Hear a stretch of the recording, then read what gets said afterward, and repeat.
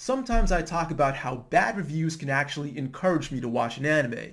Well, the opposite can also be true. Sometimes positive reviews will actually discourage me from watching something.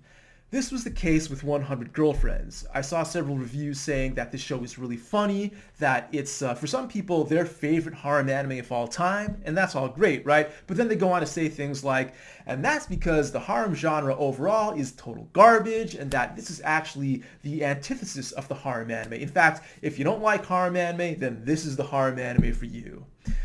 Well, look, I've taken my shots at the harem genre too, but at the end of the day, I do like several of them, so I thought I'm not going to be as impressed as everyone else here. Well, I decided to watch it after all, and it turns out they are correct on several counts. The show is funny from start to finish.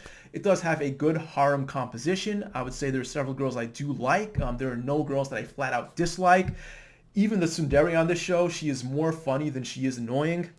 I would say best girl would be AI Nano. She's the girl who rejects human emotion as being illogical and is obsessed with efficiency, which I consider the most attractive trait a woman can have.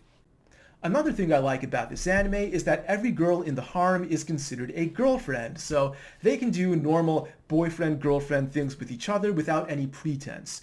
You look at other harem anime and sure, sometimes characters end up kissing or they'll sleep next to each other or otherwise end up in compromising positions, but they always have to make excuses for it.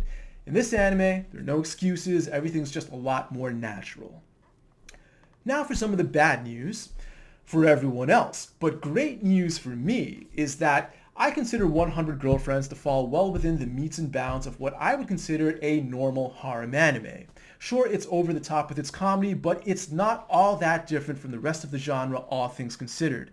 For example, yeah, you are promised 100 girlfriends, but for most of this first season, there is a core harem of 5 girls. That's a very standard number. The first 2 girls in the harem, they have very standard positions within the bitch, slut, pussy paradigm.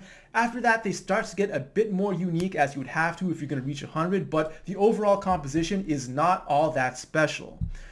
Also, there are parts of the show that you're expected to take seriously, right?